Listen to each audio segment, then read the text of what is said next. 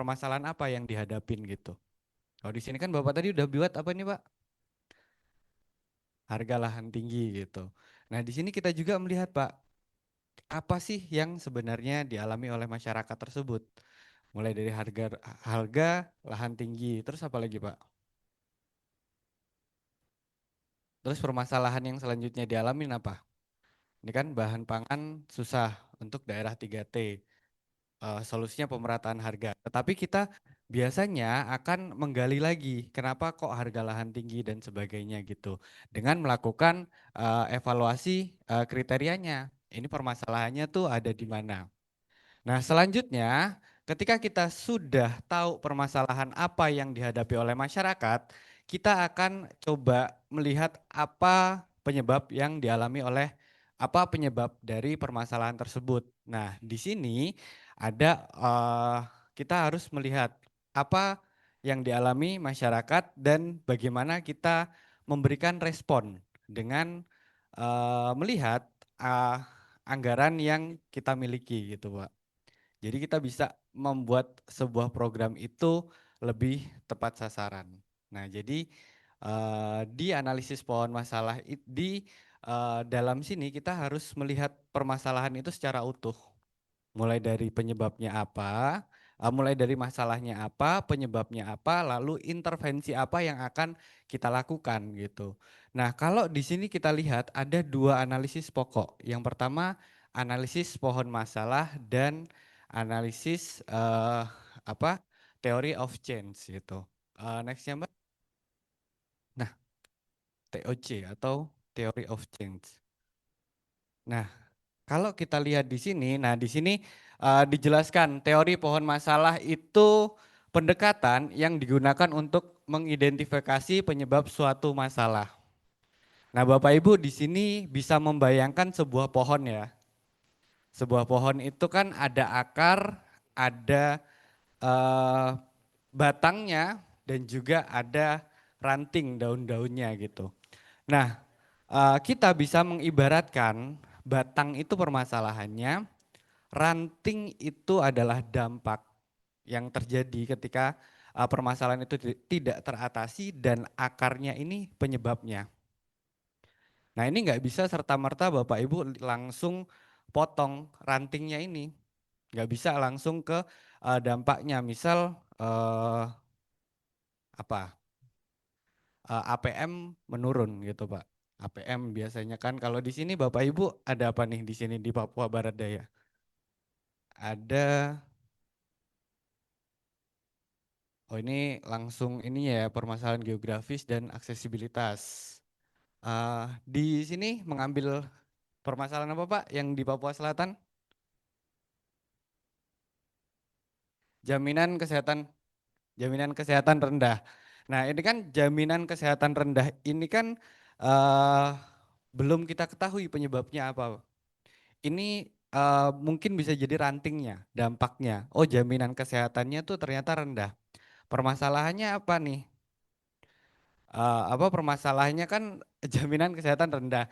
Dampaknya nanti masyarakat tidak bisa mendapat bantuan kesehatan itu. Nah, permasalahan akar masalahnya nih apa? Kok bisa mereka tidak mendapat jaminan kesehatan gitu? Apakah mereka tidak bisa membayar iurannya? Nah, kalau mereka tidak bisa membayar iurannya, kenapa kok bisa nggak membayar iurannya? Oh, ternyata karena tidak bekerja. Nah, ternyata yang harus diselesaikan kan ini, si masyarakat ini ternyata dia belum bekerja sehingga tidak bisa membayar jaminan kesehatan. Nah inilah yang seringkali kita luput dalam melihatnya. Kita langsung potong, kelihatan jaminan kesehatan rendah, kita langsung kasih bantuan iuran dan sebagainya. Mungkin ada banyak lah program-program lainnya gitu, tetapi kita tidak melihat secara utuh penyebab penyebab utamanya itu apa. Nah, di sini kita nantinya harus melihat sebuah permasalahan itu benar-benar dari akarnya. Nah, kalau kita sudah mendapatkan permasalahannya ini, akar masalahnya, kita akan beralih untuk menemukan opsi intervensi yang tepat atau apa yang akan kita lakukan untuk mengatasi permasalahan ini dengan menggunakan theory of change untuk membuat sebuah program mengevaluasi. Nah, theory of change ini apa? Theory of change ini sederhananya adalah bagaimana kita melihat atau membuat sebuah program itu yang bisa benar-benar berdampak bagi masyarakat. Bisa benar-benar apa yang kita buat itu nantinya bisa menyelesaikan permasalahan itu secara langsung. Mungkin nextnya Mbak Maudi. Nah, di sini ada cara berpikir dari teori of change. Yang pertama itu kan kita tadi menganalisis situasi masalah. Masalah apa yang sebenarnya dihadapi oleh masyarakat. Misal jaminan sosial rendah, jaminan kesehatannya rendah. Lalu yang kedua, kita harus mengidentifikasi tujuannya. Tujuan kita dalam membuat program itu. Tujuan kita apa? Dari masalahnya tadi jaminan sosial rendah misal. Tujuannya apa Bapak? Tujuannya apa Pak? Ketika kita membuat program, ketika kita tahu nih masalahnya jaminan sosial rendah, jaminan sosial bagi masyarakat tuh rendah cakupannya. Tentunya pengen meningkatkan cakupannya ya Pak. Tujuan kita membuat program meningkatkan cakupan jaminan sosial tersebut. Nah, selanjutnya ketika kita sudah tahu, kita harus mengidentifikasi aspek apa? Aspek perubahan yang ingin kita capai dalam mencapai tujuan tersebut. Itu. Dan selanjutnya nantinya akan menentukan hubungan sebab akibat. Nah, jika kita membuat program A, maka akan jadi B. Misal di sini kalau di sini contohnya ketika kita melatih seorang guru, itu dampaknya ternyata panjang, Pak. Ada seorang guru nih dilatih. Anak sekolahnya nih males-malesan ternyata untuk sekolah. Kita memberikan pelatihan ke gurunya. Ketika kita ngasih pelatihan ke gurunya, si guru ini punya peningkatan. Dia ngajarnya jadi lebih interaktif. Jadi lebih mudah dipahami dan sebagainya.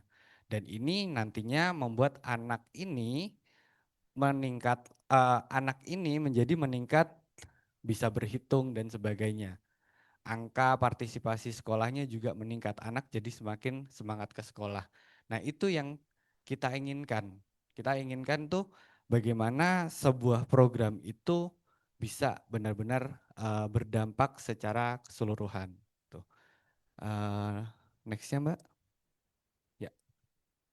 Nah, di sini agak tidak terlihat yang sini.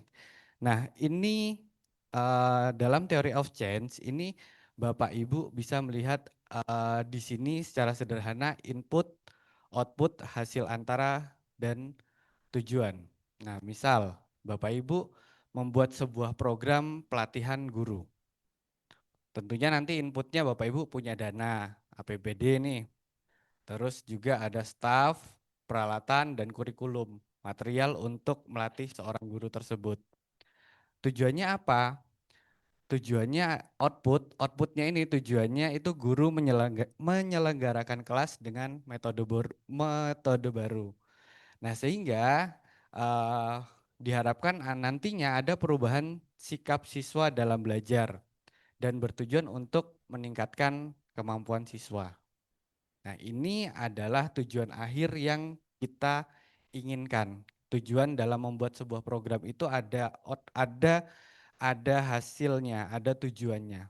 Tetapi biasanya mungkin Bapak Ibu di daerah seringkali dalam merancang sebuah program itu biasanya berhenti di output, betul nggak? Outputnya cuman output misal tercapainya sekian persen, tercapainya sekian persen. Tapi apakah itu benar-benar berdampak kepada masyarakat? Kita belum tahu. Apakah program yang setiap tahun kita rancang ini benar-benar merubah kehidupan dari masyarakat atau tidak? Itu kita belum tahu. Nah, sehingga di sini dengan menggunakan aplikasi Sepakat, dengan data, dengan eh, analisis yang sudah, tools yang sudah kita buat ini diharapkan nantinya Bapak Ibu bisa membuat suatu perencanaan menganalisis permasalahan-permasalahan yang ada di masyarakat tersebut secara lebih akurat, secara lebih tepat sasaran. Nextnya Mbak.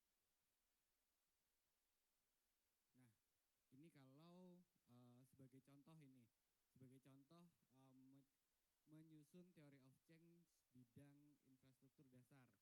Di sini ada sebuah permasalahan meningkatnya akses masyarakat terhadap sanitasi layak. Nah, ini opsi intervensi yang dipilih ini, Pak. Program pembangunan MCK, bantuan air bersih dan juga tempat pembuangan akhir dan rehabilitasi rumah tidak layak huni. Harapannya nanti gimana? Harapannya ini jumlah RT yang memiliki tempat BAB, ketersediaan air bersih dan juga jumlah kepemilikan pembuangan akhir atau septic tank itu akan meningkat. Gitu. Nah, jadi apa-apa yang dibuat ini kita harus tahu dulu nih apa yang tujuan yang kita inginkan gitu, Pak. Itu yang diharapkan ini yang di tengah ini. Itu kurang lebih. Nanti kita akan banyak prakteknya ketika di dalam aplikasi sepakatnya gitu. Nextnya Mbak. Boleh nextnya Mbak.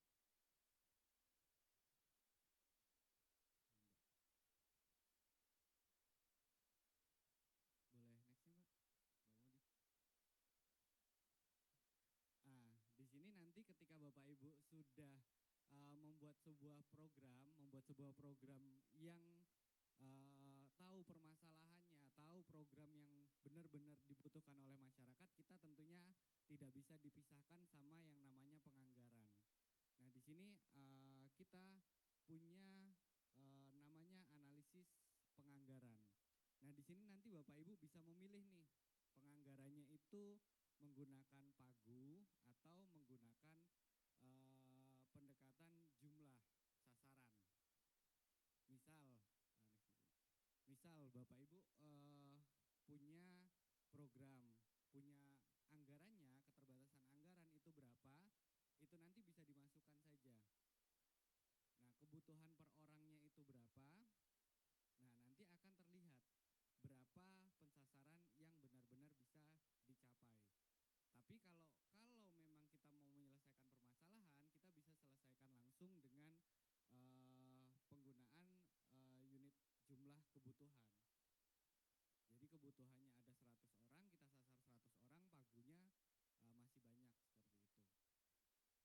Nah, itu nanti akan kita praktekkan di dalam aplikasinya. Next. Ini form penganggaran sepakat sekarang juga sudah menggunakan form yang ada di dalam SIPD untuk nomenklaturnya, opsi intervensinya gitu. Dan juga nanti kodifikasi nomenklaturnya itu sudah sesuai dengan Permendagri nomor 90 dan pemutakhirannya. Jadi nanti Bapak Ibu dalam membuat perencanaan itu sudah sesuai dengan regulasi yang ditetapkan oleh Kemendagri itu Bapak Ibu. Nextnya Mbak. Nah, untuk pengaplikasiannya nanti Bapak Ibu bisa melakukannya seperti ini. Kalau kemarin kan kita melihat Bapak Ibu tuh sudah menggunakan modul analisis. Sudah tahu nih permasalahan dari masyarakatnya apa. Sudah tahu masalah dari masyarakatnya. Lalu di hari ini nanti kita akan melihat modul intervensi untuk mengidentifikasi penyebab dan permasalahan utama. Nah, setelah itu dilakukan opsi intervensi untuk perencanaan selanjutnya dan juga nanti bisa dilihat dalam melakukan penganggaran gitu kurang lebih Bapak Ibu. Nah, untuk lebih jelasnya nanti mungkin akan sama Pak Udin untuk melihat proses perencanaan dan juga intervensi dan juga penganggaran di dalam aplikasi sepakat akan seperti apa gitu. Kurang lebih begitu Bapak Ibu. Ada yang masih dibingungkan nggak dengan teori of change dan juga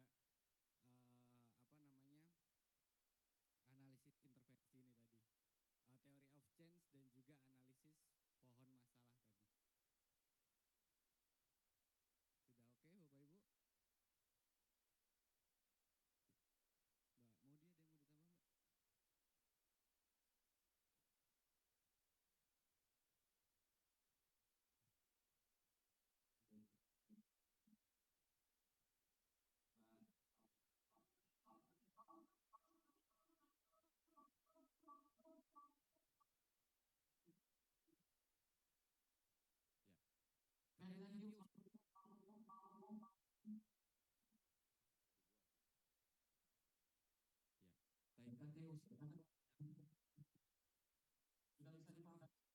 Oh, nggak ada narasumber yang mau dipertanyakan? Jadi kaitannya apa yang sebenarnya ini merupakan langkah awal teori tadi. Jadi kalau Bapak Ibu sudah dapat tadi teori, kira-kira apa yang dikatakan tadi itu sudah relatif benar atau perlu dikoreksi? Sudah benar. Kira-kira coba lihat lagi pekerjaannya dengan teori yang disampaikan Mas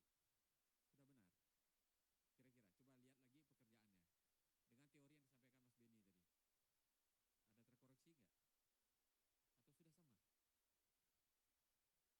Ada terkoreksi nggak? Atau sudah sama? Atau tadi terlewatkan apa yang disampaikan Mas Beni? Kita ulang. Hah? Nah, sudah nggak sabar praktek. Prakteknya setelah Jumatan nanti langsung ke aplikasi. Ya, jadi teorinya TOC kita, konsepnya kita pelajari sekarang, nanti masuk ke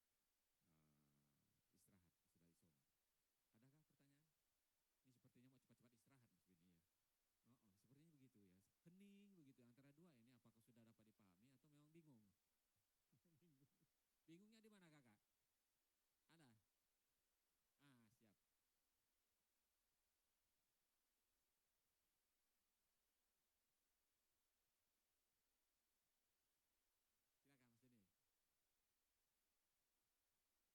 Silakan Mas Beni. Baik Pak, kalau di aplikasinya nanti sebenarnya kita sudah menyediakan template Pak, sudah ada template-nya biasanya apa saja penyebabnya. Tetapi itu tidak membatasi Pak, kita harus benar-benar tidak membatasin penyebabnya ini karena kita sangat memahami penyebab yang ada di daerah itu biasanya sangat beragam.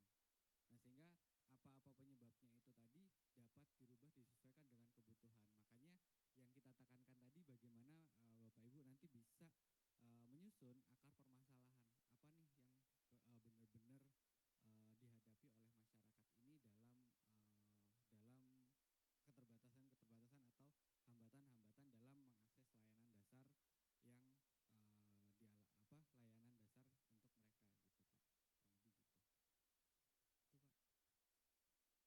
Kalau teori of change ya aman Pak?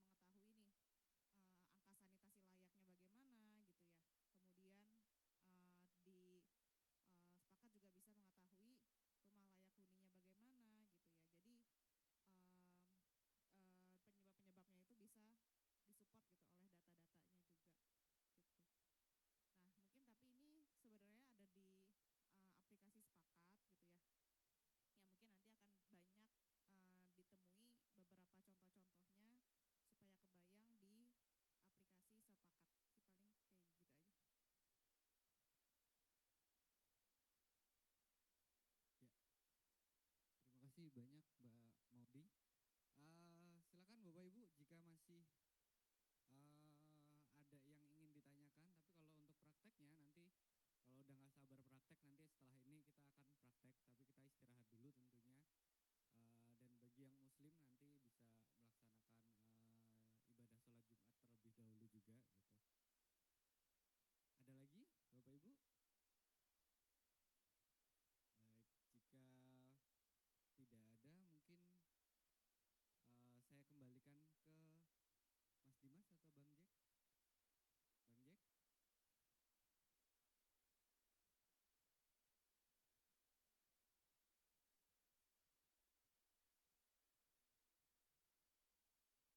Baik, terima kasih Mas Beni. Tepuk tangan buat Mas Beni ya, buat teman-teman diskusinya. Kita istirahat dulu ya dari setengah 12. Kita masuk lagi jam